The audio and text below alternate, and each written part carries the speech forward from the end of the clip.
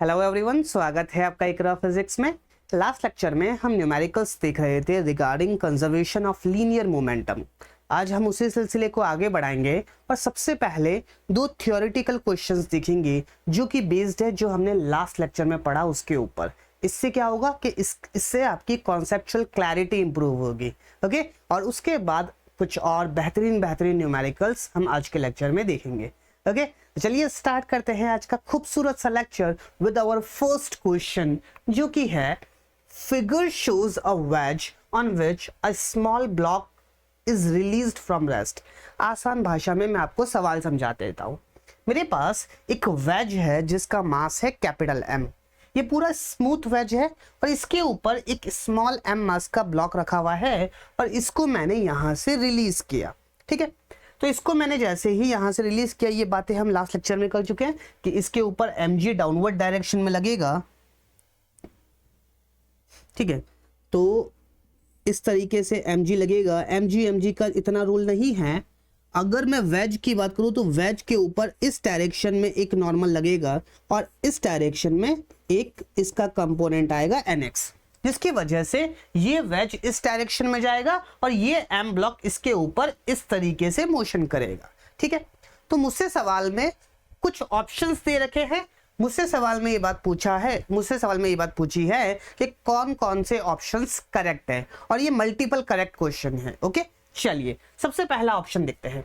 Acceleration of centre of mass of system is initially vertically downward then vertically upward. क्या बोला है? Acceleration of centre of mass पहले नीचे था फिर ऊपर हो गया। मुझसे सवाल में ये बातें रखी है। अगर आप गौर से देखो तो सिस्टम के ऊपर एक mg ये लग रहा होगा, एक और mg ये लग रहा होगा। मुझे ये बात पता है कि net external force is equals to total mass into acceleration of centre of mass. बात समझ आई? अब जब मेरे पास नेट फोर्स डाउनवर्ड डायरेक्शन में है तो acceleration of centre of mass भी तो मेरे पास डाउनवर्ड डायरेक्शन में ही होगा। यस और नो? तो चाहे ब्लॉक यहां से नीचे आ रहा हो चाहे ऊपर आ रहा हो, acceleration of centre of mass तो हमेशा डाउनवर्ड डायरेक्शन में होगा। और इसके पीछे का कारण क्या है? इसके पीछे का कारण यह है कि नेट फोर्स हमेशा मेरे पास डाउनवर्ड डायरेक्शन में है। I hope this thing is clear to you. Okay, चलिए, तो पहला तो हमारे पास गलत स्टेटमेंट हो गया। दूसरा statement, initially centre of mass moves down and then up. अब क्या बोला है कि जैसे जैसे ये नीचे आएगा तो सेंटर ऑफ मास नीचे आएगा फिर ऊपर जाएगा। तो बिल्कुल सही बात है। क्यों सही बात है? तो देखो, जैसे जैसे ये जो वेज है ये तो वर्टिकल डायरेक्शन में कहीं मूव नहीं कर रहा, ये तो सिर्फ और सिर्फ हॉरिजॉन्टल डायरेक्शन में मूव कर रहा है। यस और नो? अब जैसे जैसे ये नीचे आएगा तो सेंटर ऑफ मास भी इसके साथ साथ साथ साथ साथ नीचे आएगा। क्यों नीचे आएगा?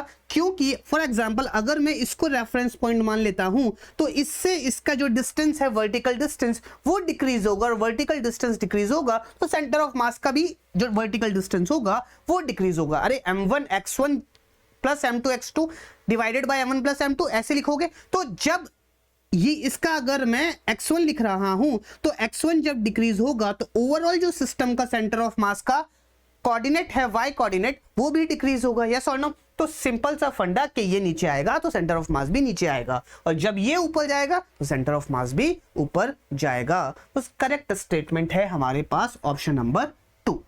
थर्ड स्टेटमेंट क्या बोला है? At the maximum height block and wedge move with common velocity. मतलब यहां से गया गया गया गया गया वापस अपनी मैक्सिमम हाइट पे जब पहुंचेगा तो वेज और ब्लॉक दोनों के पास सेम वेलोसिटी होगी। ये इसके बेस पे एक सवाल हमने लास्ट लेक्चर में किया था तो वहां पे हमने क्या बात कही थी कि फॉर एग्जांपल ये ब्लॉक कहीं यहां पे है तो इसके पास ये VR मतलब रिलेटिव वेलोसिटी है विद रिस्पेक्ट टू वेज। तो जब ये VR 0 हो जाएगी तब ये अपनी मैक्सिमम हाइट पे पहुंचेगा। बिल्कुल सही बात। और मैक्सिमम हाइट पे पहुंच गया और इसके रिस्पेक्ट में इसकी वेलोसिटी रिलेटिव वेलोसिटी 0 है। इसका मतलब क्या हुआ कि दोनों की वेलोसिटी हमारे पास सेम होगी। So this is also a correct statement. क्या बोला है? Centre of mass of the veg moves towards left and then right। अगर आप गौर से देखो तो हमने वर्टिकल डायरेक्शन में तो बात कर ली कि पहले नीचे आएगा फिर ऊपर जाएगा। क्यों? क्योंकि वर्टिकली डाउनवर्ड डायरेक्शन में एक नेट एक्सटर्नल फोर्स लग रहा था। लेकिन अगर आप हॉरिजॉन्टल डायरेक्शन में देखो तो हॉरिजॉन्टल डायरेक्शन में पूरे सिस्टम के ऊपर कोई भी फोर्स नहीं है। सर ये नॉर्मल है तो सही, बेटा ये नॉर्मल इंटरनल फोर्स है। यहां पे जब ये कहीं पे भी मूव कर रहा होगा तो जब जब नॉर्मल लगेगा वो एज अ इंटरनल फोर्स की तरह एक्ट करेगा। तो हॉरिजॉन्टल डायरेक्शन में मेरे पास कोई भी एक्सटर्नल फोर्स नहीं है, और अगर हॉरिजॉन्टल डायरेक्शन में कोई भी एक्सटर्नल फोर्स नहीं है तो acceleration of centre of mass will be zero. इसका मतलब जो वेलोसिटी सेंटर ऑफ मास की पहले थी वो बाद में रहेगी, पहले जीरो थी तो बाद में भी जीरो रहेगी। इसका मतलब velocity of centre of mass in horizontal direction is zero. इसका मतलब हॉरिजॉन्टल डायरेक्शन में सेंटर ऑफ मास कहीं पे भी मूव नहीं करेगा। सो हमारे पास फोर्थ ऑप्शन गलत हो जाता है। So the correct answer of this question would be option number 2 and 3। I hope this question is clear to you. Okay, I hope एक एक चीज आपको समझ में आई होगी, है ना। अगर कुछ चीज समझ नहीं आती है तो आप कमेंट सेक्शन में बता सकते हो। ओके, चलिए आगे बढ़ते हैं। इसी तरीके का एक और सवाल देखते हैं। क्या सवाल है समझने की कोशिश करेंगे। ये सवाल हमने लास्ट लेक्चर में देखा था, मतलब इसी का ही एक रूप हमने लास्ट लेक्चर में देखा था, जहां पे किसी ब्लॉक को मैंने इनिशियली कुछ वेलोसिटी दी और वो किसी वेज के ऊपर चढ़ रहा था। ठीक है, तो अगेन मेरे पास सवाल तो वही है कि मैंने एक ms का ब्लॉक है, इसको इनिशियली v0 वेलोसिटी दी और ये ऊपर चढ़ते चढ़ते चढ़ते चढ़ते अपनी मैक्सिमम हाइट पे पहुंच गया। और अगेन मेरे पास 4 ऑप्शंस है जिसके अंदर मल्टीपल करेक्ट आंसर हो सकते हैं। ओके, चलिए देखते हैं। सबसे पहला ऑप्शन मेरे पास क्या है। When block is at the maximum height on the wedge, block and wedge have velocity equal to the velocity of center of mass of the block wedge system। चलिए समझने की कोशिश करते हैं। मेरे पास लेट्स से ब्लॉक यहां पे पहुंच गया और ये इसकी मैक्सिमम हाइट है। मुझे ये बात पता है कि जब ये इसकी मैक्सिमम हाइट पे होगा तो इसकी relative velocity with respect to wedge will be zero and दोनों के पास एक कॉमन वेलोसिटी होगी। लेट्स से इसके पास भी वेलोसिटी v और इसके पास भी वेलोसिटी v। हमने सेंटर ऑफ मास के कॉन्सेप्ट में ये बात सीखी थी। क्या बात सीखी थी कि अगर सारे पार्टिकल्स के पास सेम वेलोसिटी है तो सेंटर ऑफ मास के पास भी सेम वेलोसिटी रहेगी। तो दोनों की वेलोसिटी सेम तो सेंटर ऑफ मास के पास भी सेम वेलोसिटी, तो हमारा जो पहला ऑप्शन है वो करेक्ट हो जाएगा। ओके, चलिए सेकंड ऑप्शन क्या दे रखा है। Wedge acquires maximum speed with respect to the ground when the block returns to the lowest position on the wedge। हमने ये बात भी कल लास्ट लेक्चर में देखी थी। क्या बात थी कि ये ऊपर गया ऊपर गया ऊपर गया, इन बिटवीन अगर आप गौर से देखोगे तो ये जो ब्लॉक है इस वेज के ऊपर एक नॉर्मल इस डायरेक्शन में लगा रहा होगा, जिसका एक कंपोनेंट हमेशा इस डायरेक्शन में होगा। चाहे ब्लॉक ऊपर जाए चाहे नीचे आए, ये nx तो हमेशा लगेगा और ये nx इस वेज की वेलोसिटी को हमेशा बढ़ाएगा। जब तक ये ब्लॉक और ये वेज कांटेक्ट में है तो ऊपर जाते वक्त और वापस आते वक्त हमेशा कांटेक्ट में रहेगा, तो हमेशा इसकी वेलोसिटी बढ़ेगी बढ़ेगी बढ़ेगी। लेकिन जब ये नीचे आ जाएगा तो उसके बाद ये वेज उस कांस्टेंट वेलोसिटी से मूव करेगा और वो इसकी मैक्सिमम वेलोसिटी होगी। तो हमारे पास जो ऑप्शन नंबर 2 है ये भी करेक्ट ऑप्शन है। I hope this thing is clear to you. चलिए थर्ड ऑप्शन देखते हैं। Momentum of wedge and block is conserved at all times. Momentum of wedge and block ये कंजर्व रहेगा, ऐसा किसने कहा। नहीं नहीं, मतलब अगर आप एज अ सिस्टम मानो तो सिस्टम में भी एक्सटर्नल फोर्सेस तो लग ही रहे हैं वर्टिकल डायरेक्शन में।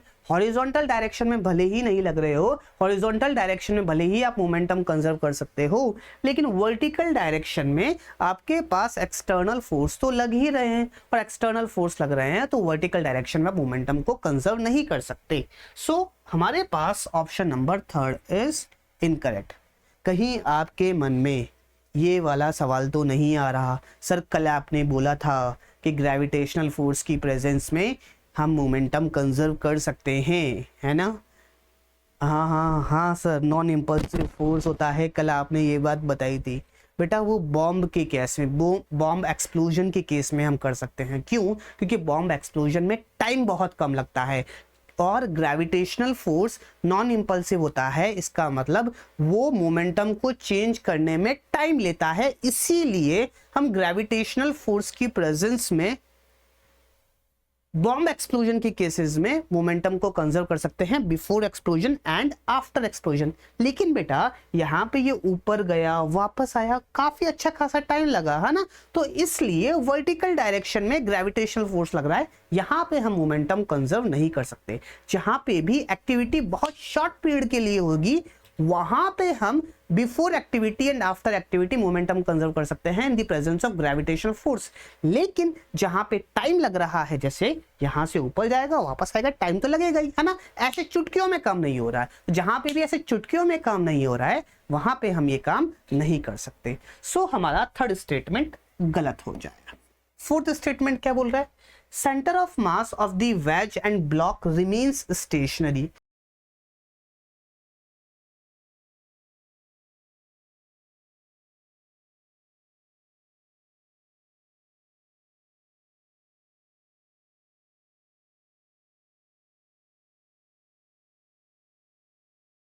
हाँ, वर्टिकल डायरेक्शन में ग्रेविटेशनल फोर्स लग रहा है तो हमारे पास क्या होगा? Acceleration of centre of mass आएगा। इसका मतलब velocity of centre of mass आएगी, और अगर वेलोसिटी आ गई तो हमारे पास जो ब्लॉक होगा वो मूव करेगा और सेंटर ऑफ मास भी हमारे पास मूव करेगा। So this statement is also incorrect. So the correct statement for this question would be option number 1 and 2. I hope these two theoretical questions are clear to you. Okay? चलिए अब आगे बढ़ते हैं, एक नई वैरायटी ऑफ सवालों को देखते हैं। ये बिल्कुल स्टैंडर्ड सवाल है, आप चाहे कहीं से भी पढ़ रहे हो ये सवाल आपके कोचिंग में जरूर कराए गए होंगे। ठीक है, तो मैं भी कोशिश करता हूं, मैं भी करवाता हूं आपको ये सवाल। बिल्कुल स्टैंडर्ड सवाल है, सभी जगह आपको ये सवाल मिल जाएंगे, है ना। तो देखते हैं, समझने की कोशिश करते हैं। बिल्कुल बेसिक से चलेंगे और एक एक चीज को, एक एक कॉन्सेप्ट को समझने की कोशिश करेंगे। चलिए, तो ये सवाल है बेस्ड ऑन स्प्रिंग्स, है ना। तो स्प्रिंग मास सिस्टम के ऊपर किस तरीके से सेंटर ऑफ मास का कॉन्सेप्ट लगता है, किस तरीके से चीजें हो रही होती है, उनको समझने की कोशिश करते हैं। चलिए देखते हैं क्या पहला सवाल है हमारा स्प्रिंग मास सिस्टम का। क्या बोला है, सवाल को समझने की कोशिश करते हैं। मेरे पास दो ब्लॉक्स है, एक स्मॉल एम मास का, एक कैपिटल एम मास का। इन दोनों ब्लॉक्स को मैंने एक स्प्रिंग से अटैच किया, ये स्प्रिंग है, और स्प्रिंग को कॉम्प्रेस कर दिया। फॉर एग्जाम्पल ये दोनों ब्लॉक्स है, ये अपनी नेचुरल लेंथ पे थी, मैंने स्प्रिंग को कंप्रेस किया और यहां से इस सिस्टम को रिलीज किया। और जैसे ही मैं सिस्टम को रिलीज करता हूं, मुझसे सवाल में ये बात पूछी है कि what will be their maximum speed. चलिए समझते हैं कि इन दोनों ब्लॉक्स का मोशन किस तरीके से होगा और उसके बेसिस पे इस बात का आइडिया लगाने की ट्राई करते हैं कि कब इनकी स्पीड जो होगी वो मैक्सिमम होगी। तो फॉर एग्जांपल अगर मैं एक सिचुएशन बनाऊं आपके सामने, लेट्स से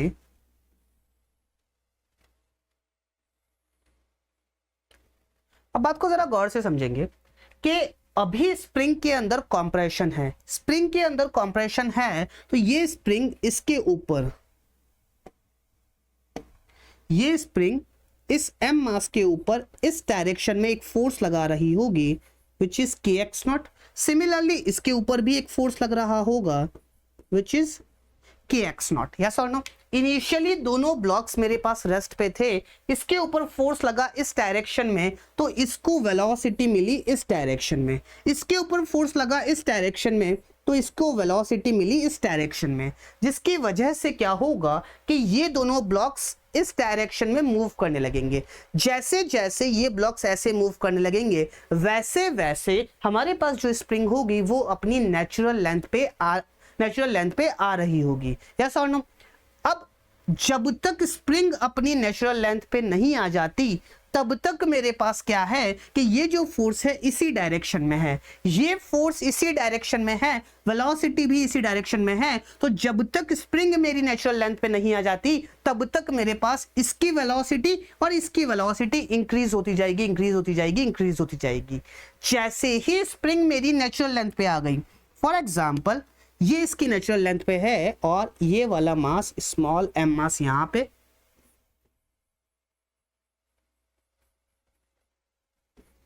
और कैपिटल एम मास यहां पे आ गया। लेट्स से ये जो है ये नेचुरल लेंथ है। अब स्प्रिंग मेरे पास नेचुरल लेंथ पे आ गई, इस पॉइंट पे आने तक इसके पास वेलोसिटी आई v1 और लेट्स से इसके पास वेलोसिटी आई v2, यस और नो। अब जैसे ही ये इससे आगे जाएगा तो स्प्रिंग के अंदर आएगा इलोंगेशन, स्प्रिंग के अंदर आएगा इलोंगेशन, तो इसके ऊपर जो फोर्स लगेगा वो लगेगा इस डायरेक्शन में, वेलोसिटी इधर, फोर्स इधर। इसका मतलब क्या होगा कि इसके बाद इसकी वेलोसिटी डिक्रीज होना स्टार्ट होगी। सिमिलरली वेलोसिटी इधर, फोर्स इधर, तो इसकी वेलोसिटी भी डिक्रीज होना स्टार्ट होगी। इसका मतलब क्या हुआ कि एक्स नॉट कॉम्प्रेशन से जब तक मेरी स्प्रिंग नेचुरल लेंथ पे नहीं आ जाती तब तक तो मेरे जो ब्लॉक्स की जो वेलोसिटी है वो इंक्रीज हो जाएगी, उसके बाद डिक्रीज हो जाएगी। इसका मतलब जब स्प्रिंग मेरी नेचुरल लेंथ पे आ जाएगी तब मेरे पास जो ब्लॉक्स होंगे उनकी वेलोसिटी मैक्सिमम होगी। I hope this thing is clear to you. Okay, चलिए अब बात को जरा गौर से समझेंगे कि यहां से लेके यहां तक क्या मैं मोमेंटम को कंजर्व कर सकता हूं? क्या मेरा टारगेट क्या है? ये मैक्सिमम वेलोसिटी निकालना v1 और v2। तो यहां से लेके यहां तक पहली इक्वेशन कैसे बनेगी? मोमेंटम कंजर्वेशन से। और मोमेंटम हम क्यों कंजर्व कर सकते हैं?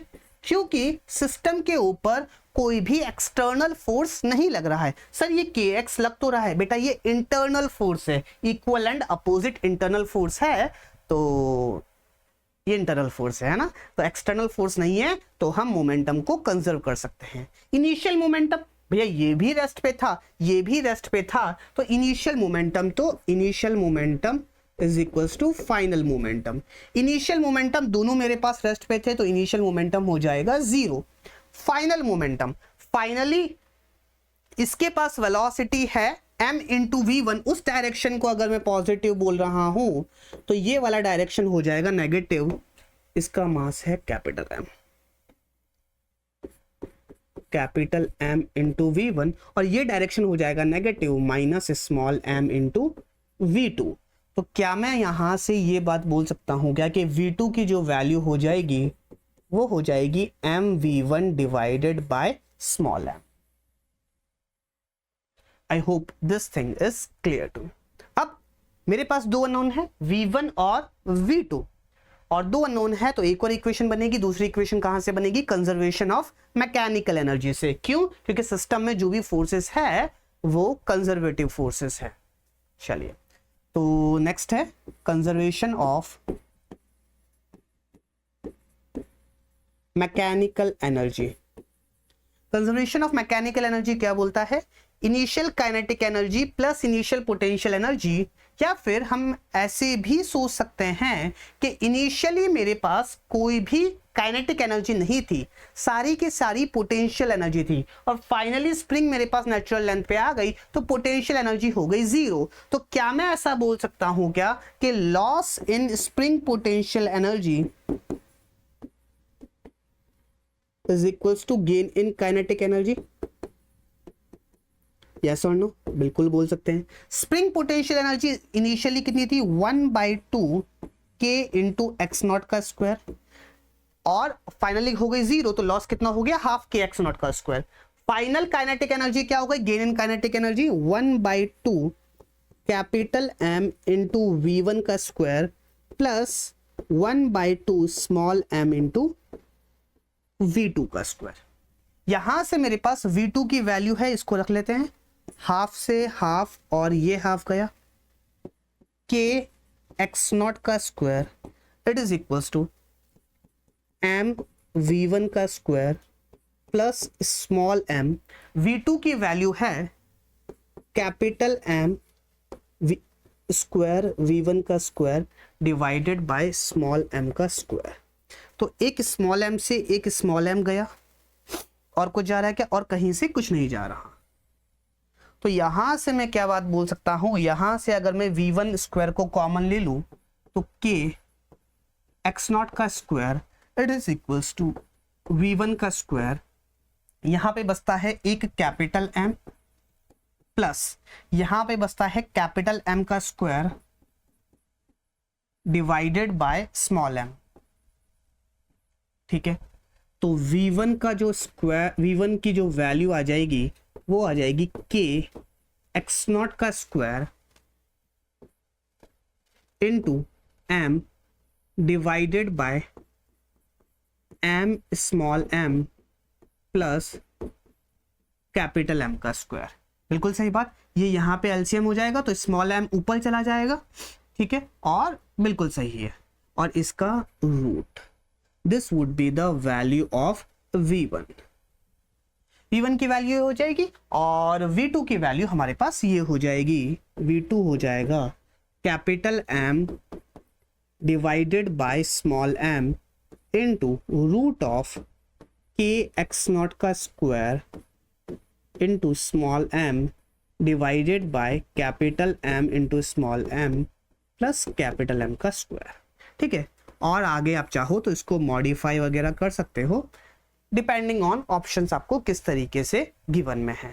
तो बेसिक सा फंडा जो हमने ये बात सीखी वो ये थी कि जब स्प्रिंग अपनी नेचुरल लेंथ पे आ जाएगी तब इन दोनों की वेलोसिटी हमारे पास मैक्सिमम होगी और अलग अलग होगी, है ना। चलिए आगे बढ़ते हैं और अगला सवाल देखते हैं। अगला सवाल क्या है मेरे पास। अब नेक्स्ट सवाल क्या है कि मेरे पास अगेन दो ब्लॉक्स है, ये जो स्प्रिंग है अभी अपनी नेचुरल लेंथ पे है, ठीक है, और इस ब्लॉक के पास एक वेलोसिटी है, इनिशियल वेलोसिटी u इस डायरेक्शन में। मुझसे सवाल में ये बात पूछी है find maximum compression in spring, कि स्प्रिंग के अंदर मैक्सिमम कंप्रेशन कितना होगा। अब जरा गौर से समझेंगे कि क्या सिचुएशन है कि ये u वेलोसिटी से आएगी आएगी आएगी, कांस्टेंट वेलोसिटी से मूव कर रहा है ये वाला ब्लॉक स्मॉल m। अब इसके पास इस डायरेक्शन में वेलोसिटी है u। अब जैसे ही ये आगे बढ़ेगा स्प्रिंग को कंप्रेस करेगा, स्प्रिंग को कंप्रेस करेगा तो स्प्रिंग इसके ऊपर इस डायरेक्शन में एक फोर्स लगाएगी k इंटू एक्स। सिमिलरली इसके ऊपर इस डायरेक्शन में फोर्स लगेगा k इंटू एक्स। अब क्या होगा कि इसकी वेलोसिटी इस डायरेक्शन में और इसके ऊपर फोर्स इस डायरेक्शन में, इसकी वजह से क्या होगा कि इसकी वेलोसिटी तो डिक्रीज होगी, लेकिन इनिशियली ये मेरे पास रेस्ट पे था तो इसके ऊपर फोर्स लगा इस डायरेक्शन में तो इसके पास वेलोसिटी आई इस डायरेक्शन में। अब जैसे जैसे ये आगे बढ़ रहा है वैसे वैसे क्या हो रहा है कि स्प्रिंग के अंदर कंप्रेशन बढ़ रहा है। स्प्रिंग के अंदर कंप्रेशन क्यों बढ़ रहा है? क्योंकि इनिशियली ये जो वेलोसिटी है ये बहुत छोटी है और इसके पास वेलोसिटी है, तो ये धीरे चल रहा है, ये थोड़ा सा तेज चल रहा है, तो ये धीरे चल रहा है, ये तेज चल रहा है, तो स्प्रिंग के अंदर कंप्रेशन बढ़ेगा। स्प्रिंग के अंदर कंप्रेशन बढ़ेगा तो इसके ऊपर इस डायरेक्शन में जो फोर्स लग रहा है वो बढ़ेगा और इसके ऊपर इस डायरेक्शन में जो फोर्स लग रहा है वो बढ़ेगा, यस और नो। इसकी वजह से क्या होगा कि ये जो वेलोसिटी है ये डिक्रीज होगी और ये जो वेलोसिटी है ये इंक्रीज होगी, यस और नो। एक टाइम आएगा जब मेरे पास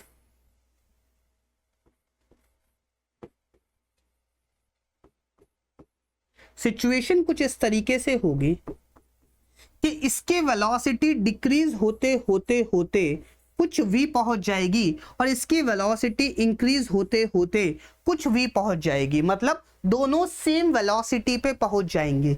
इसके बाद क्या होगा, अब दोनों की वेलोसिटी सेम हो गई, अब इसके बाद क्या होगा कि इसकी वेलोसिटी बढ़ जाएगी और इसकी वेलोसिटी कम हो जाएगी। इसकी वेलोसिटी बढ़ गई, इसकी वेलोसिटी कम हो गई, इसका मतलब अब कंप्रेशन नहीं हो रहा है, ये तेज स्पीड से चल रहा है, ये धीरे धीरे चल रहा है, इसका मतलब स्प्रिंग के अंदर अब इलोंगेशन आएगा। इसका मतलब क्या हुआ कि जब इसकी वेलोसिटी घटते घटते और इसकी वेलोसिटी बढ़ते बढ़ते दोनों की कॉमन वेलोसिटी हो जाएगी तब जाके स्प्रिंग के अंदर जो कॉम्प्रेशन होगा वो मैक्सिमम होगा, और इस सिचुएशन के बाद कॉम्प्रेशन डिक्रीज होगा। क्योंकि आगे वाले की वेलोसिटी ज्यादा है और पीछे वाले की वेलोसिटी हमारे पास कम है। I hope this thing is clear to you. अगर ये बात समझ में आ गई, इसके बाद तो मोमेंटम कंजर्वेशन और कंजर्वेशन ऑफ मैकेनिकल एनर्जी ही है।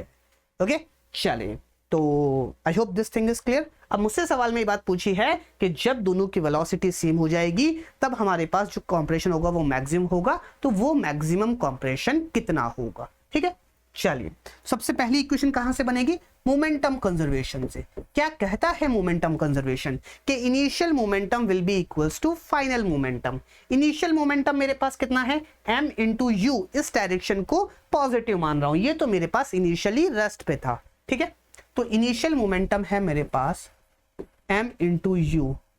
फाइनल मोमेंटम, फाइनली मेरे पास इन दोनों के पास सेम वेलोसिटी हो गई विच इज v, तो m plus capital M into v। तो यहां से मैं ये बात बोल सकता हूं कि v की वैल्यू हो जाएगी mu divided by m plus capital M।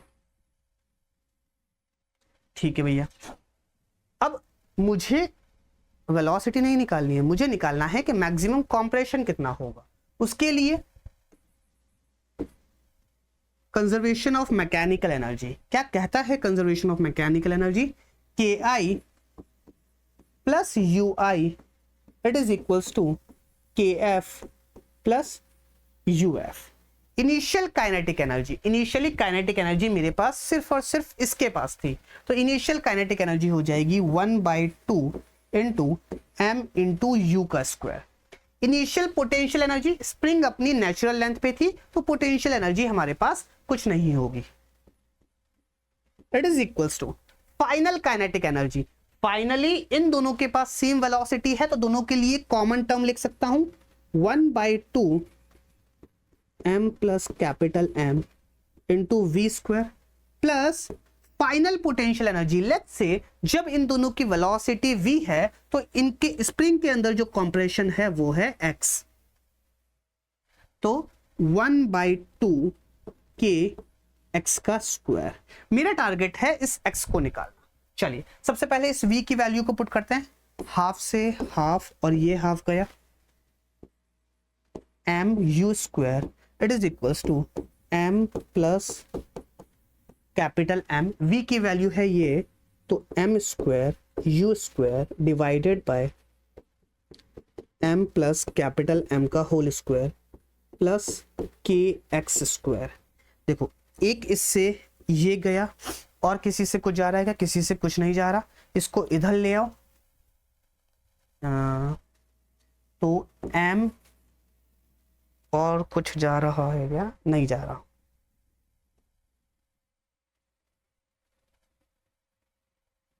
ठीक है, तो u स्क्वायर यहां पे कॉमन आ जाएगा। देखो ये इस तरफ आएगा तो नेगेटिव आएगा और ये यहां पे क्रॉस मल्टीप्लाई होगा, तो ये बनेगा m square plus m into capital M minus m square divided by m plus capital M it is equals to k x square, या फिर इस k को भी हम यहां पे ला सकते हैं u स्क्वायर बाय k। तो m स्क्वायर से m स्क्वायर गया, तो जो x की वैल्यू आई मेरे पास वो आई कुछ मिस्टेक तो नहीं हुआ है, u स्क्वायर। ठीक है, x की वैल्यू आई वो आई u into root of m capital M divided by k m plus capital M। This would be the maximum compression in the spring.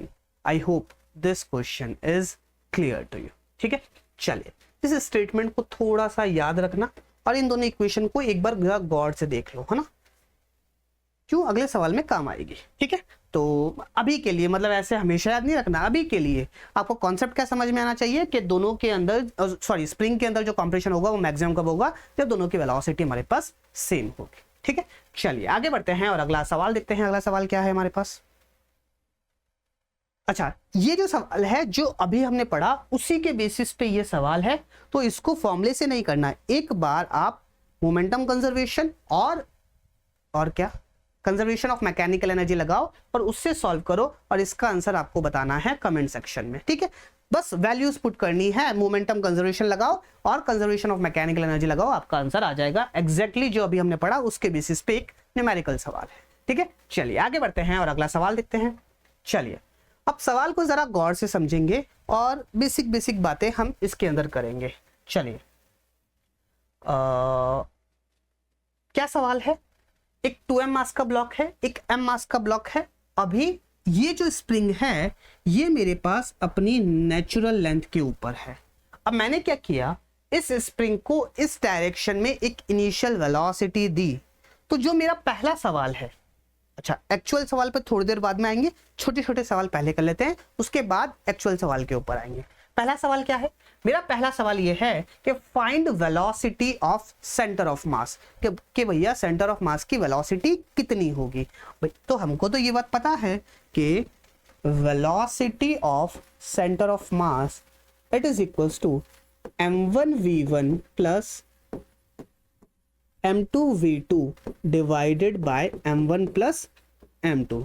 ठीक है भैया, ये हमारे पास रेस्ट पे है। तो velocity of centre of mass m1 कितना है m, इसकी वेलोसिटी u, इसके पास तो कोई वेलोसिटी है ही नहीं, और m प्लस 2m हो जाएगा 3m।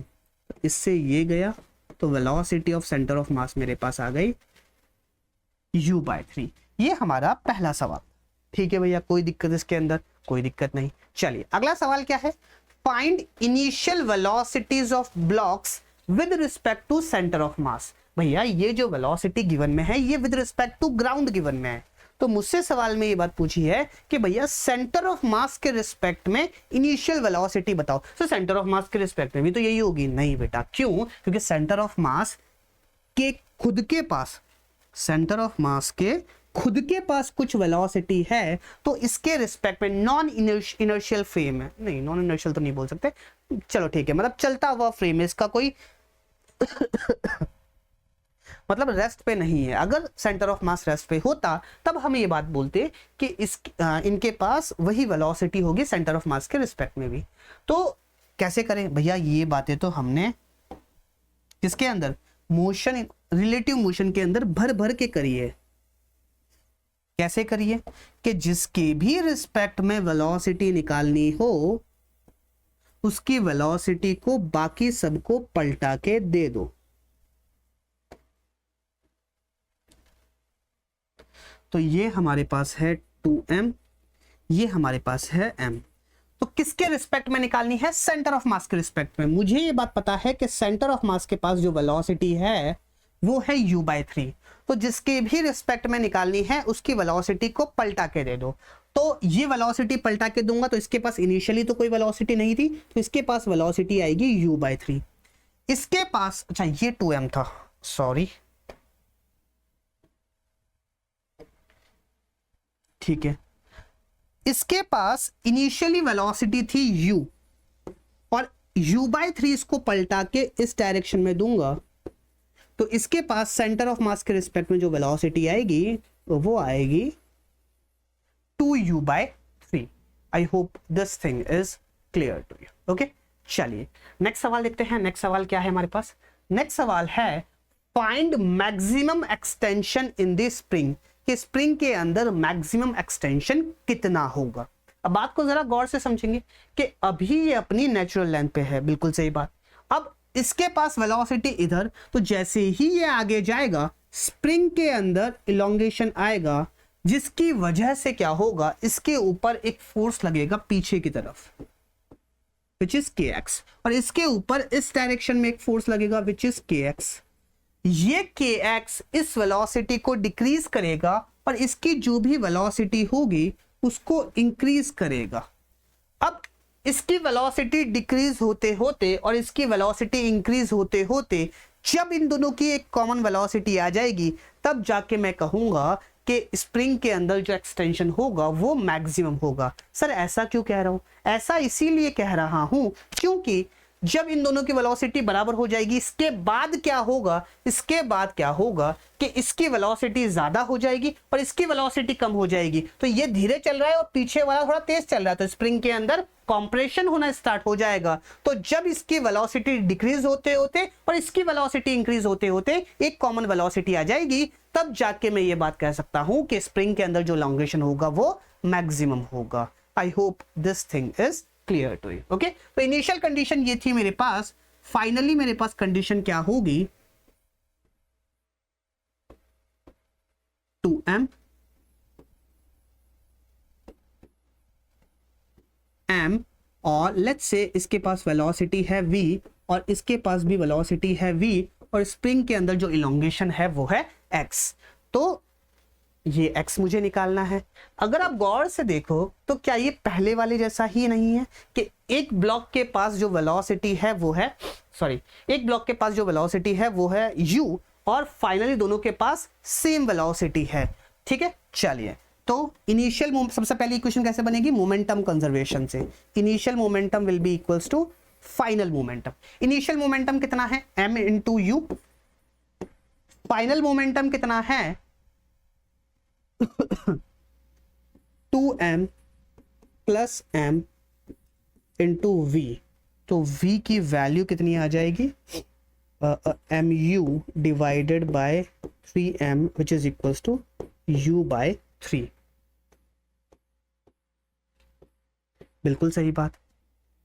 अब अगर आप गौर से देखो तो क्या आप इस u बाय 3 को डायरेक्टली भी लिख सकते थे?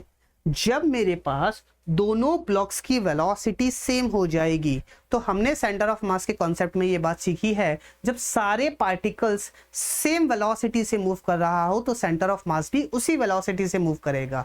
और क्योंकि सिस्टम के ऊपर हॉरिजॉन्टल डायरेक्शन में कोई भी नेट एक्सटर्नल फोर्स नहीं लग रहा, तो velocity of centre of mass will remain constant. क्यों? क्योंकि acceleration of centre of mass is 0। तो सेंटर ऑफ मास की जो वेलोसिटी हमने निकाली थी अभी कितनी थी, u बाई 3। तो अगेन मेरे पास सेंटर ऑफ मास की वेलोसिटी u बाई 3 ही आएगी। तो आप इस बात को डायरेक्टली भी लिख सकते थे कि ये वेलोसिटी ऑफ सेंटर ऑफ मास के बराबर होगी। क्यों? क्योंकि दोनों पार्टिकल्स सेम वेलोसिटी से मूव कर रहे हैं। ठीक है भैया। नेक्स्ट, ये तो हमारी पहली मोमेंटम कंजर्वेशन से। नेक्स्ट है ki plus ui, it is equals to kf plus uf। Initial kinetic energy, initially इसके पास काइनेटिक एनर्जी थी 1/2 mu square. Initial potential energy तो कुछ थी ही नहीं। फाइनल काइनेटिक एनर्जी तो 1/2 into 3m into v square plus final potential energy half kx square. ठीक है भैया, हाफ हाफ हाफ गया तो ये mu स्क्वायर और v इसको भी हम पुट कर सकते हैं mu स्क्वायर 3m और v की वैल्यू मेरे पास कितनी आई, u बाई 3। तो u square by 9 plus kx square. तो 3 1 जा 3 3 जा 1 minus 1/3 is 2/3 2mu square by 3k it is equals to u square. तो यहां से जो u की वैल्यू आएगी वो आएगी 2mu square by 3k। Sorry, ये x की वैल्यू आएगी, it is equals to x square. तो मैक्सिमम इलोंगेशन जो आएगा वो यही आएगा। अब अगर आप गौर से देखो इस सवाल को, कहां गया इस सवाल को, इसमें एक बार एक मास को कौन सा मास को, कैपिटल M को 2m रख के देखो। कैपिटल M को 2m रखोगे तो x की वैल्यू कितनी आएगी, u इंटू 2m। तो ये कितना हो जाएगा 2m square divided by k। 2m plus m कितना हो जाएगा 3m। तो ये कितना आ रहा है u into root 2m bye 3k। अंदर जाएगा तो u स्क्वायर बन जाएगा। देखो 2m/3 के अंदर गया यू स्क्वायर। मतलब कि मैक्सिमम कॉम्प्रेशन पूछा हो चाहे मैक्सिमम इलोंगेशन पूछा हो, दोनों के अंदर फंडा सेम ही रहता है और फाइनली जो आंसर आता है वो भी सेम ही आता है। I hope these both questions are clear to you. Okay, चलिए आगे बढ़ते हैं और अगला सवाल देखते हैं। अगला सवाल अच्छा, अभी नहीं, इसी सवाल को हम एक और तरीके से सोच सकते थे। कैसे सोच सकते थे कि मुझे क्या निकालना है, maximum extension in the spring. तो जरा गौर से समझेंगे कि सिचुएशन क्या है।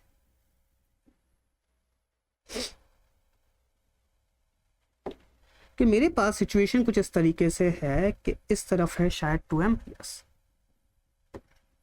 2m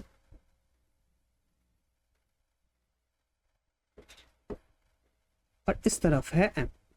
अगर मैं सिचुएशन को समझने का ट्राई करूं with respect to centre of mass, अगर मैं सिचुएशन को समझने का ट्राई करूं with respect to centre of mass, तो इसके पास जो वेलोसिटी आई थी with respect to centre of mass वो आई थी 2u/3 और इसके पास जो वेलोसिटी आई थी वो आई थी u/3। तो बात को जरा गौर से समझो कि ये तो इनिशियल कंडीशन थी, है ना, यस और नो। तो अगर मैं मोमेंटम ऑफ सिस्टम निकालूं, momentum of system with respect to centre of mass, तो वो कितना होगा। देखो इस तरफ आएगा 2mu/3 और इस तरफ भी आएगा 2mu/3। तो क्या ये जीरो हो जाएगा, इस तरफ का पॉजिटिव और इस तरफ का नेगेटिव। क्यों? क्योंकि momentum of system is equals to momentum of individual particle का सम, यस और नो। तो मोमेंटम ऑफ सिस्टम हमारे पास जीरो आएगा। सर इसी चीज को एक और तरीके से समझा सकते हैं क्या? बिल्कुल समझा सकते हैं। तो अगर आप गौर से देखो तो सेंटर ऑफ मास के पास जो वेलोसिटी आई वो आई u/3। अब अगर मैं सेंटर ऑफ मास के रिस्पेक्ट में ही बात कर रहा हूं तो सेंटर ऑफ मास को भी ये वेलोसिटी मुझे पलटा के देनी पड़ेगी। तो मेरे पास velocity of centre of mass with respect to centre of mass जो आएगी वो आएगी जीरो। और अगर मुझे मोमेंटम ऑफ सिस्टम लिखना है तो total mass into velocity of centre of मास, ये जीरो आ गया। तो क्या मैं ऐसा बोल सकता हूं क्या कि मोमेंटम ऑफ सिस्टम जो आएगा वो इनिशियली जीरो आएगा, यस और नो। अब बात को जरा गौर से समझेंगे कि इस सिस्टम का इनिशियल मोमेंटम मेरे पास जीरो है, तो क्या फाइनल मोमेंटम भी मेरे पास जीरो होना चाहिए? फाइनल मोमेंटम क्यों जीरो होना चाहिए? क्योंकि सिस्टम के ऊपर कोई भी नेट एक्सटर्नल फोर्स नहीं लग रहा है हॉरिजॉन्टल डायरेक्शन में। तो क्या मैं ऐसा बोल सकता हूं क्या कि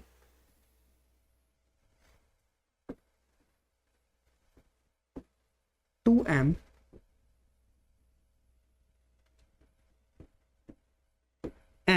अगर with respect to centre of mass मैं बात करूं, इसकी वेलोसिटी जब जीरो होगी तो इसकी वेलोसिटी भी जीरो होगी। और इस केस में जब इन दोनों की वेलोसिटी जीरो होगी तब क्या इलोंगेशन जो होगा वो मैक्सिमम होगा, यस और नो। क्यों? क्योंकि सेंटर ऑफ मास के रिस्पेक्ट में इसकी वेलोसिटी जीरो, इसकी वेलोसिटी जीरो, वापस ये अंदर की तरफ आएंगे, यस और नो। तो इस केस में हमारे पास क्या होगा, जो इलोंगेशन आएगा वो मैक्सिमम आएगा। I hope this thing is clear to you. अब इस केस में जो इलोंगेशन आएगा वो मैक्सिमम आएगा। तो क्या मैं ऐसा कर सकता हूं क्या? कैसा कर सकता हूं? ऐसा work done, sorry, conservation of mechanical energy with respect to centre of mass. तो KI plus UI it is equals to KF plus UF। Initial kinetic energy with respect to centre of mass कितनी है? इसकी कितनी है? 1/2 m into 4u²/9, ठीक है। Similarly उसकी कितनी है? Plus 1/2 into 2m into u²/9। Initial potential energy मेरे पास है जीरो। क्यों? क्योंकि स्प्रिंग अपनी नेचुरल लेंथ पे है। फाइनल काइनेटिक एनर्जी हो गई जीरो, प्लस लेट्स से इसके अंदर जो इलोंगेशन आया वो आया x 1/2 kx², ठीक है भैया। तो ये हाफ से ये हाफ और ये हाफ गया, ये कितना बचा? 4/9 प्लस 2/9, तो ये आ जाएगा 6/9, सॉरी नहीं सही है, 6/9 m u² it is equals to kx², ठीक है। तो ये कितना हो जाएगा 2/3, तो x की वैल्यू आ जाएगी 2/3 mu²/k। बोल 3 रहे हो सर, लिख 9 रहे हो, ऐसे कैसे चलेगा? और इसका रूट क्या यही आया था क्या रे? √2/3 mu²/k। आप चाहो तो चीजों को इस तरीके से भी सोच सकते हो और समझ सकते हो। I hope this thing is clear to you. कौन सा अच्छा लगा? ये ज्यादा अच्छा है ना? हाँ, क्यों? क्योंकि आगे जाके कुछ सवाल होंगे जो ग्राउंड के फ्रेम से सोचना थोड़ा मुश्किल हो जाता है, तो हम फिर उनको सेंटर ऑफ मास के फ्रेम में सोचेंगे और इसी तरीके से सॉल्व करेंगे। आई होप ये दोनों मेथड्स आपको समझ में आए होंगे। ओके, चलिए आगे बढ़ते हैं और अगला सवाल देखते हैं। अगला सवाल क्या है हमारे पास? एक और नई वैरायटी का सवाल है। देखो, सबसे पहले सवाल में क्या था कि किस स्प्रिंग को कंप्रेस करके छोड़ दिया था, किसी के पास कोई वेलोसिटी नहीं थी। दूसरे सवाल में क्या था कि एक ब्लॉक कुछ वेलोसिटी से आ रहा था और फिर टकराया और हमने पूछा था मैक्सिमम कंप्रेशन क्या होगा। तीसरी वैरायटी ऑफ सवाल क्या था कि एक ब्लॉक, दोनों ब्लॉक अटैच थे, नेचुरल लेंथ पे थे, और एक ब्लॉक को मैंने वेलोसिटी दी, फिर हमने पूछा कि मैक्सिमम एक्सटेंशन क्या होगा। नेक्स्ट वैरायटी ऑफ सवाल क्या है कि अब मैंने इसके ऊपर लगाया एक एक्सटर्नल फोर्स। ठीक है, अब मुझसे सवाल में ये बात पूछी है कि मैक्सिमम एक्सटेंशन स्प्रिंग के अंदर कितना होगा। अब बात को जरा गौर से समझेंगे कि अगर मैं इस सवाल को ग्राउंड फ्रेम से सॉल्व करने का ट्राई करूं तो काफी कॉम्प्लिकेटेड हो जाएगा। क्यों होगा, समझने की कोशिश करेंगे। इसके ऊपर लगा इस डायरेक्शन में F, जिसकी वजह से स्प्रिंग के अंदर आएगा इलोंगेशन। जैसे ही स्प्रिंग के अंदर इलोंगेशन आया, इस डायरेक्शन में लगा एक kx, इसके ऊपर इस डायरेक्शन में लगा एक kx। अब इनिशियली F ज्यादा होगा, kx कम होगा, लेकिन नेट फोर्स तो मेरे पास इसी डायरेक्शन में है। नेट फोर्स इसी डायरेक्शन में है तो वेलोसिटी भी मेरे पास इसी डायरेक्शन में होगी।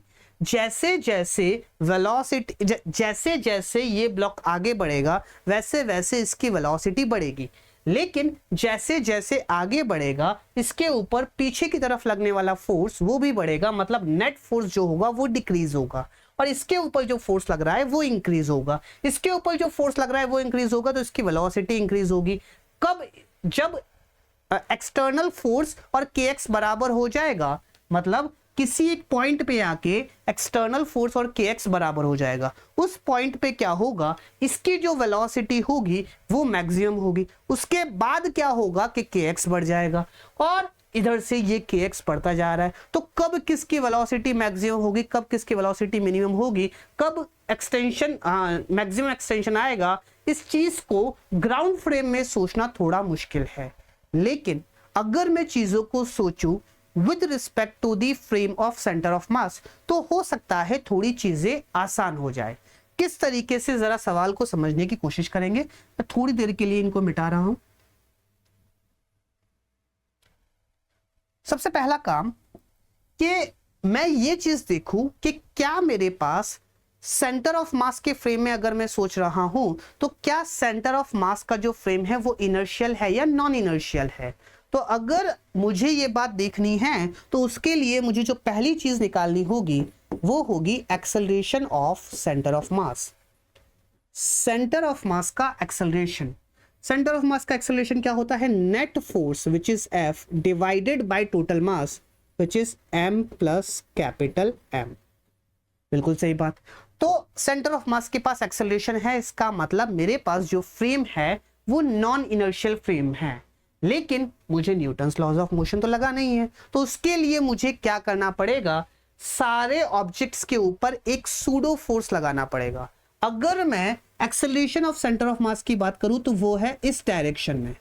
क्यों? क्योंकि फोर्स भी इसी डायरेक्शन में है और इसकी वैल्यू कितनी है? F divided by m plus capital M। अब अगर मैं with respect to centre of mass इस पूरे सिस्टम का FBD बनाऊं तो सिचुएशन किस तरीके से है और क्या क्या है समझने की कोशिश करेंगे।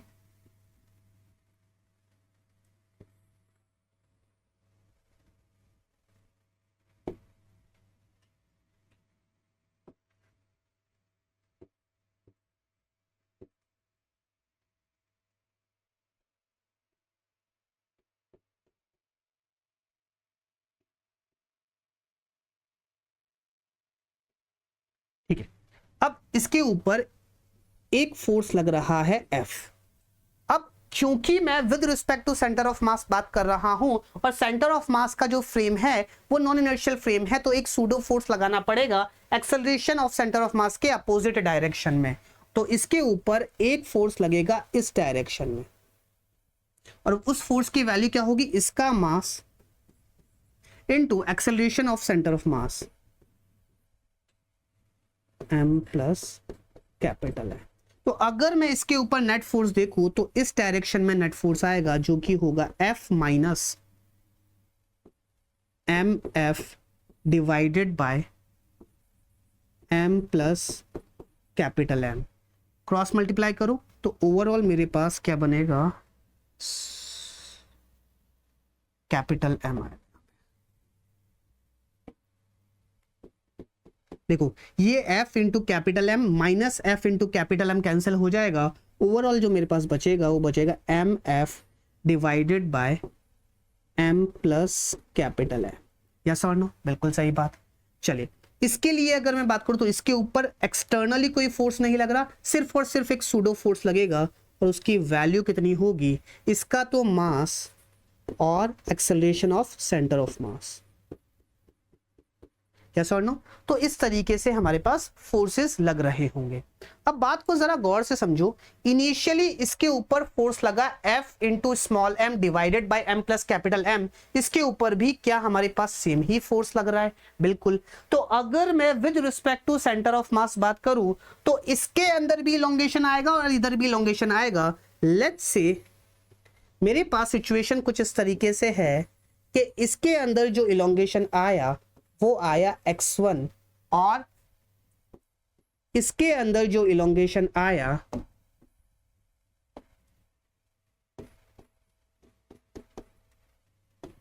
वो आया x2। ये सारी बातें हम किसके रिस्पेक्ट में कर रहे हैं, सेंटर ऑफ मास के रिस्पेक्ट में। यस और नो, तो इसके अंदर जो इलोंगेशन आया वो आया x1, इसके अंदर जो इलोंगेशन आया वो आया x2।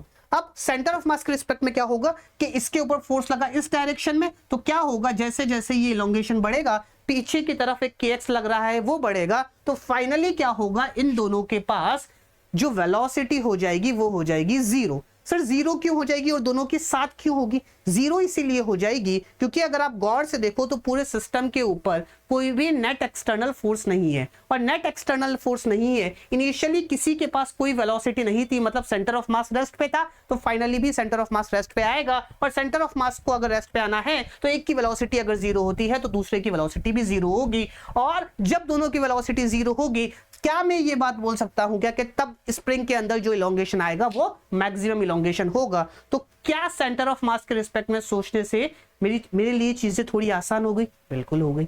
ठीक है, अब क्या कर सकते हैं, अब मुझे कुछ नहीं करना है, with respect to centre of mass work energy theorem लगा दो। क्या कहता है work energy theorem, work done by all the forces, मतलब work done by gravitational force plus work done by spring force plus work done by external force F plus work done by pseudo force, it is equals to change in kinetic energy. और इस point पे आके मैं ये बात बोल रहा हूं कि वेलोसिटी हो गई जीरो, इसकी भी वेलोसिटी हो गई जीरो, और जो इलोंगेशन आया वो मेरे पास मैक्सिमम इलोंगेशन होगा, और वो कितना होगा, x1 plus x2। I hope this thing is clear to you. तो मेरा टारगेट है x1 प्लस x2 की वैल्यू निकालना। ओके चलिए, work done by gravitational force इधर, डिस्प्लेसमेंट इधर, एंगल है 90 डिग्री, तो ये हो गया zero. Work done by spring force हम कैसे लिख सकते हैं, initial potential energy minus final potential energy. Initially तो नेचुरल लेंथ थी, तो इनिशियल पोटेंशियल एनर्जी मेरे पास हो जाएगी zero, minus final potential energy 1/2 k x1 plus x2 का whole square plus work done by F, external force का work done. भैया एक्सटर्नल फोर्स, अच्छा हमने एक्सटर्नल फोर्स इसी में ही इंक्लूड कर लिया नेट फोर्स में, तो इस एक्सटर्नल फोर्स को लिखने की जरूरत नहीं है, मतलब लिख भी सकते हैं, मतलब इन दोनों का जो कॉम्बिनेशन है वो ये है ना, और इन दोनों का कॉम्बिनेशन ये है, तो मैं ये बात बोल सकता हूं कि work done by net force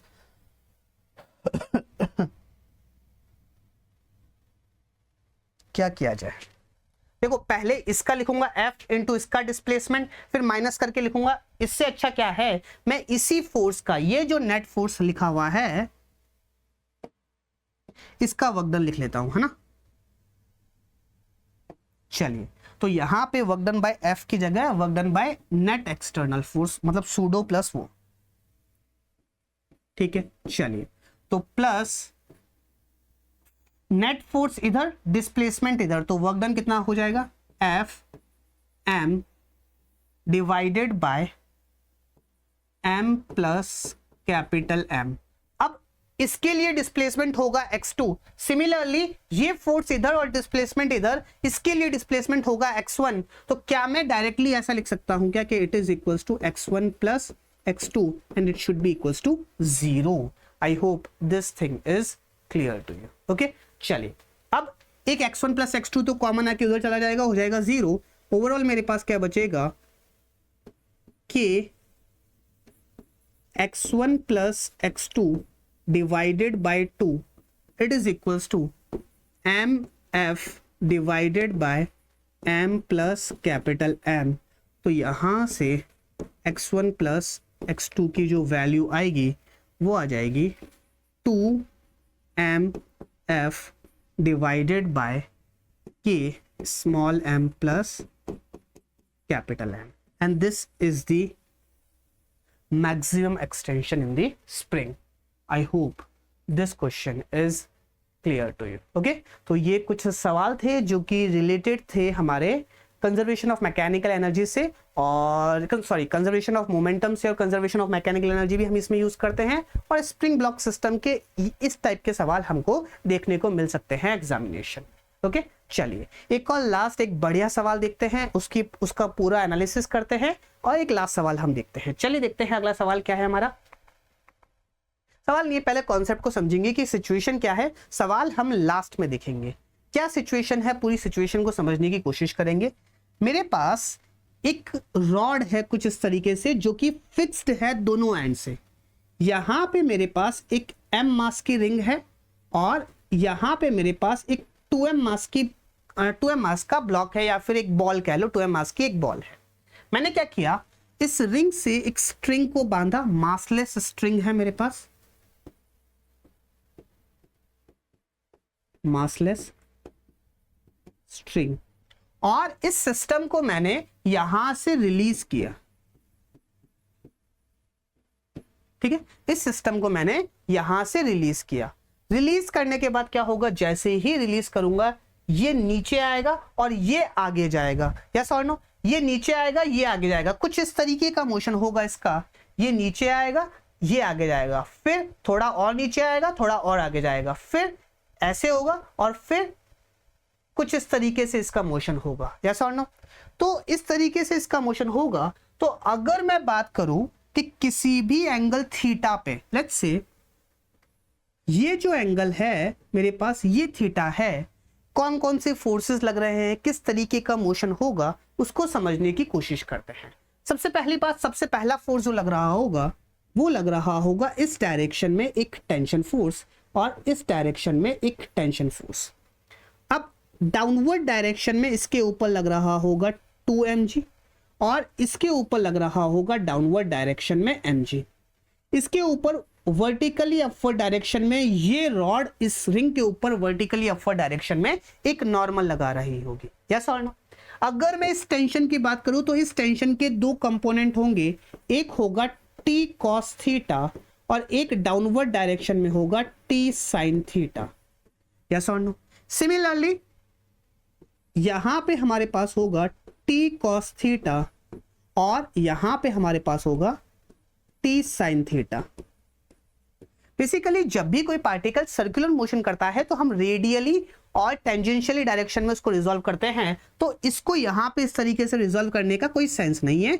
वहां पे हमको कोई चीज एक्सप्लेन कर रहा है, इसीलिए वहां पे हमने उसको इस तरीके से रिजॉल्व किया। अरे हमने सर्कुलर मोशन में पढ़ा है, जब भी सर्कुलर मोशन में कोई बॉडी सर्कुलर मोशन कर रही होगी तो हम किस तरीके से रिजॉल्व करेंगे, टेंजेंशियल डायरेक्शन में और रेडियल डायरेक्शन में। खैर अभी जब वक्त आएगा तब हम उसको भी कर लेंगे। ठीक है, चलिए, तो ओवरऑल मुझे ये बात पता पड़ी कि ये रिंग तो ऐसे ऐसे और ऐसे मोशन कर रही होगी, और इसके रिस्पेक्ट में ये बॉल ऐसे मोशन कर रही होगी। यस और नो?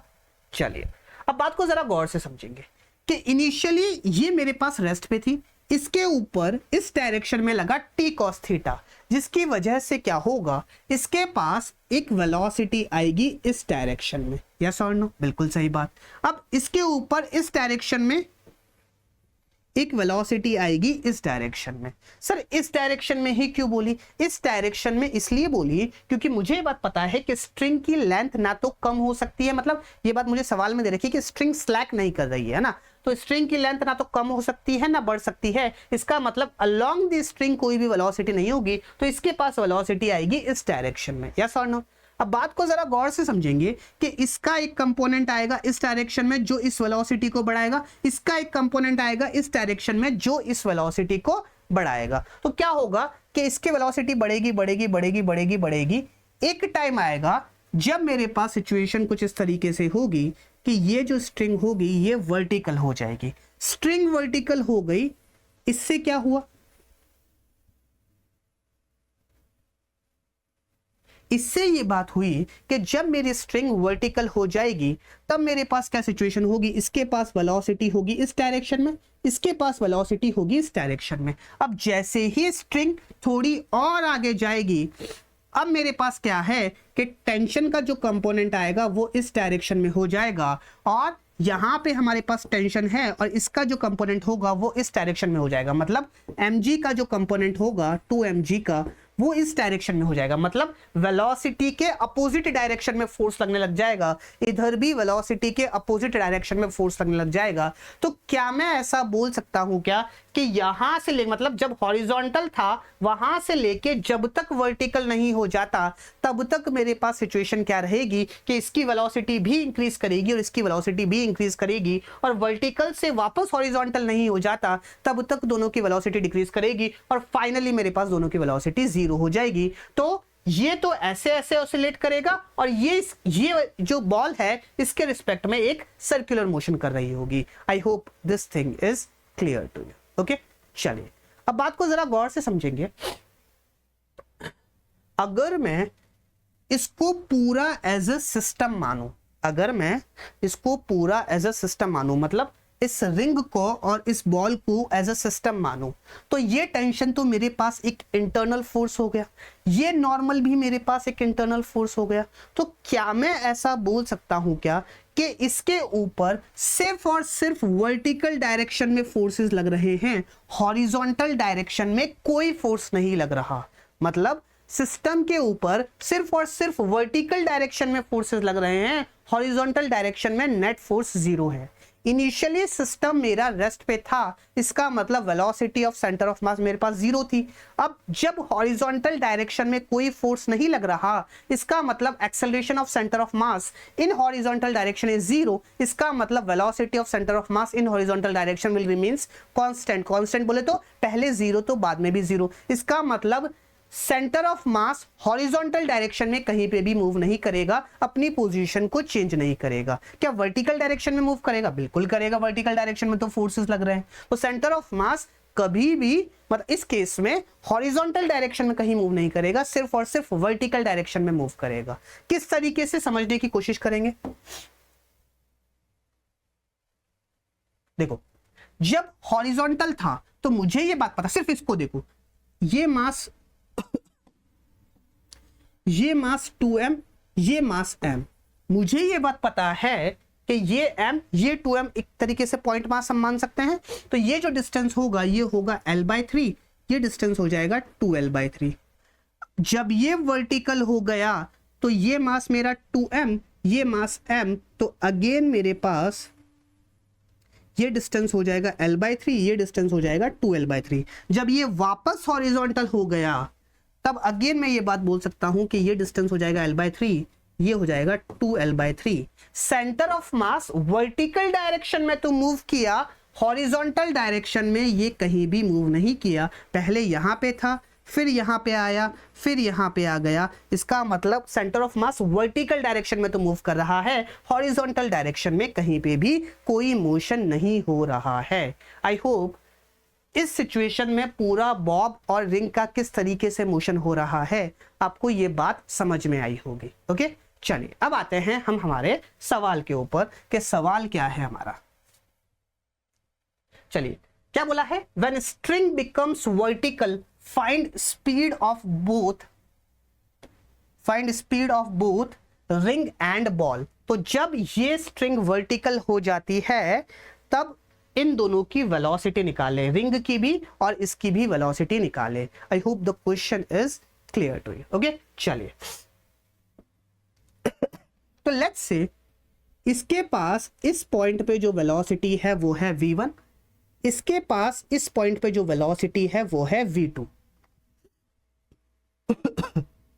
इसका मास है m, इसका मास है 2m। मुझे ये बात पता है कि हॉरिजॉन्टल डायरेक्शन में सिस्टम के ऊपर कोई भी नेट फोर्स नहीं लग रहा, तो हॉरिजॉन्टल डायरेक्शन में मोमेंटम कंजर्व कर सकता हूं। तो पहली जो इक्वेशन बनेगी वो बनेगी momentum conservation in horizontal direction से, momentum conservation in horizontal direction, मतलब initial momentum is equals to final momentum. Initial momentum क्या था, जीरो, क्योंकि सब कुछ रेस्ट पे था। फाइनल मोमेंटम इसके पास आया m इंटू v1 माइनस, क्योंकि इस डायरेक्शन में है 2m इंटू v2। तो v2 की वैल्यू कितनी हो जाएगी, v1 bye 2।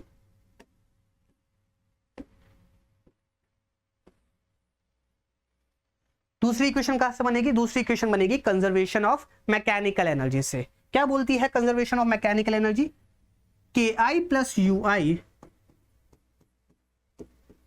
It is equals to KF plus UF। Initial kinetic energy, initial kinetic energy तो जीरो, सब कुछ रेस्ट पे था। इनिशियल पोटेंशियल एनर्जी, मैं अगर इसी को ही रेफरेंस लेवल मान लूं तो ये हमारे पास ये जीरो रेफरेंस लेवल है, तो इनिशियल पोटेंशियल ये भी जीरो लेवल पे, ये भी जीरो लेवल पे, तो इनिशियल पोटेंशियल एनर्जी भी मेरे पास हो जाएगी जीरो। तो zero it is equals to final kinetic energy. उसके पास काइनेटिक एनर्जी कितनी आई, 1/2 m इंटू v1 का स्क्वायर, प्लस इसके पास कितनी आई 1/2 2m इंटू v2 का square, plus final potential energy. Finally ये तो हॉरिजॉन्टली ही मूव किया तो इसकी पोटेंशियल एनर्जी तो जीरो ही रहेगी, लेकिन ये रेफरेंस लेवल से नीचे आ गया। कितना नीचे आ गया, अच्छा मुझे ये बात दे रखी है कि इसकी जो लेंथ है वो l है, मुझे सवाल में ये बात दे रखी है। तो कितना नीचे आ गया, डाउनवर्ड डायरेक्शन में आ गया l, तो फाइनल पोटेंशियल एनर्जी हो जाएगी नेगेटिव रेफरेंस लेवल से डाउनवर्ड डायरेक्शन में, विच इज 2mgl।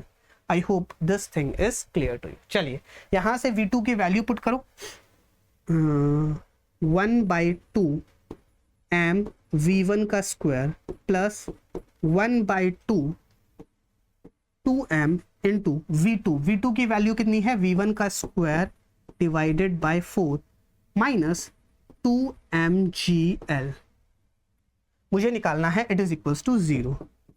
ठीक है, तो m से m और ये m गया, v1 का square 1/2 plus 1/4 it is equals to 2gl।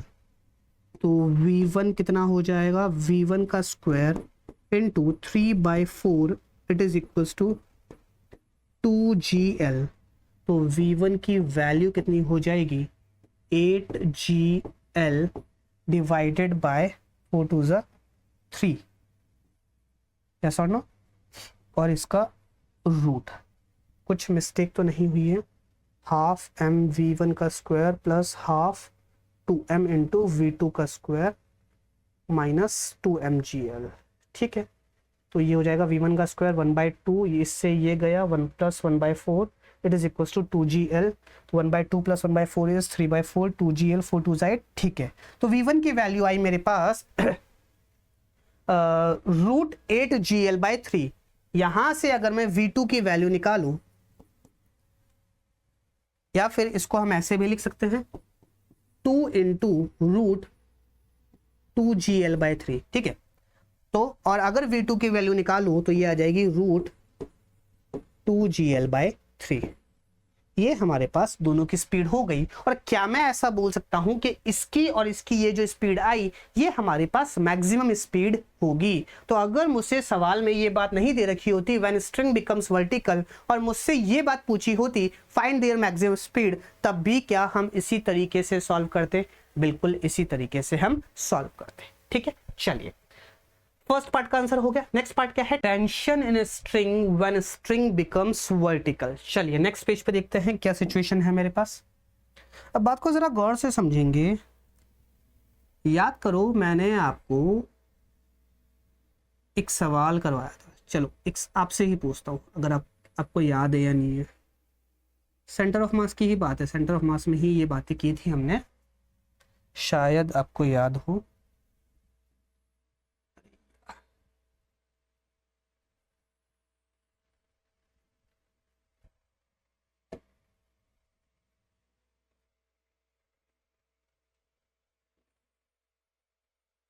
चलिए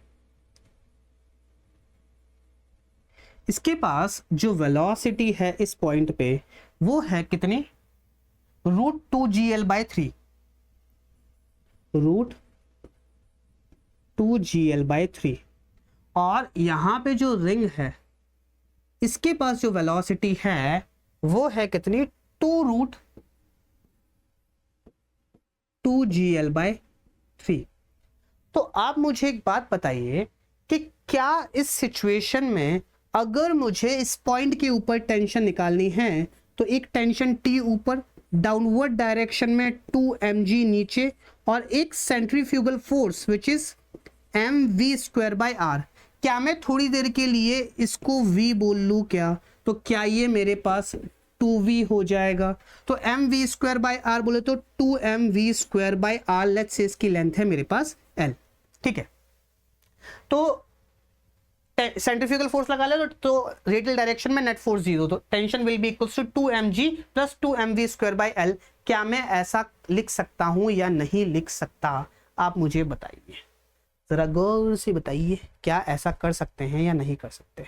याद करो ऐसा एक सवाल किया था हमने। कैसा एक सवाल किया था? सेंटर ऑफ मास के अंदर ही स्टार्टिंग लेवल पे, अरे यार बड़ा गंदा डायग्राम स्किल्स है, ऐसा टन टन टन और ऐसे यहां से एक बॉल को मैंने रिलीज किया था, तो जब वो यहाँ पे आई थी तब हमने आपसे ये बात पूछी थी कि क्या बात पूछी थी कि जब ये यहाँ पे आ जाए तब नॉर्मल कितना होगा। तब इस कॉन्सेप्ट का हमने यूज किया था। और ये जो वेज है ये भी मूव कर सकता है, स्मूथ सरफेस के ऊपर रखा हुआ है। तो याद करो मैंने आपको एक बात बोली थी कि ये जो बॉल है ये सर्कुलर मोशन कर रही है, लेकिन कब? जब ये वेज मेरा स्टेशनरी है, वेज भी मूव कर रहा है तो हमारे पास ग्राउंड के रिस्पेक्ट में ये सर्कुलर मोशन नहीं कर रही। तो अगर मुझे इसके सर्कुलर मोशन को एनालाइज करना होगा तो इस वेज की वेलोसिटी को पलटा के मुझे देना पड़ेगा। ऐसी कुछ बातें हमने की थी। तो यहाँ पे भी ये बात हो रही है कि ये जो बॉल है ये सर्कुलर मोशन तो कर रही है, लेकिन किसके रिस्पेक्ट में? इस बीड के रिस्पेक्ट में। और अगर इस बीड के रिस्पेक्ट में सर्कुलर मोशन कर रही है तो इस पॉइंट पे तो इसके ऊपर कोई हॉरिजॉन्टल डायरेक्शन में कोई फोर्स नहीं लग रहा, तो ये इनर्शियल फ्रेम ही हुआ। इनर्शियल फ्रेम हुआ लेकिन इसकी वेलोसिटी भी पलटा के मुझे देनी पड़ेगी, इसको रेस्ट पे लाना पड़ेगा, सेंटर को रेस्ट पे लाना पड़ेगा। तो सेंटर मेरा रेस्ट पे आएगा तब जाके हम चीजों को सॉल्व कर पाएंगे। तो इसको रेस्ट पे लाना पड़ेगा, तो इसका मतलब इसके पास जो वेलोसिटी होगी वो होगी इस डायरेक्शन में 3v। तो यहां पे जो हम v लिख रहे हैं यहां पे आएगा 3v का स्क्वायर विच इज 9v²। अब जाके चीजें सॉल्व होगी। Okay, I hope the concept is clear to you. चलिए, तो रेडियली डायरेक्शन में ऊपर की तरफ लग रहा है टेंशन और डाउनवर्ड डायरेक्शन में लग रहा है 2mg प्लस 9 2 18 mv²। v की वैल्यू कितनी है? √2gl/3, तो 2gl divided by 3 into l। तो l से l गया, 3 1 जा 3 6 जा 6 2 जा 12 प्लस 2 वुड बी 14 mg। ये हमारे पास टेंशन की वैल्यू आएगी, और टेंशन की वैल्यू ये आएगी। तो नेक्स्ट सवाल जो मुझसे पूछा है वो है नॉर्मल फोर्स। तो नॉर्मल फोर्स यहाँ पे अगर आप गौर से देखो तो ऊपर की तरफ नॉर्मल, डाउनवर्ड डायरेक्शन में टेंशन और डाउनवर्ड डायरेक्शन में mg। तो नॉर्मल मेरे पास कितना हो जाएगा, normal will be equals to tension plus mg। Tension आई मेरे पास 14 mg प्लस mg, तो it will be equals to 15 mg। So normal force would be 15 mg when a string becomes vertical. I hope this question and all the questions are clear to you. Okay, तो आज के लिए इतना ही. That's it from my side for today. Thank you so much everyone. पढ़ते रहिए. All the best.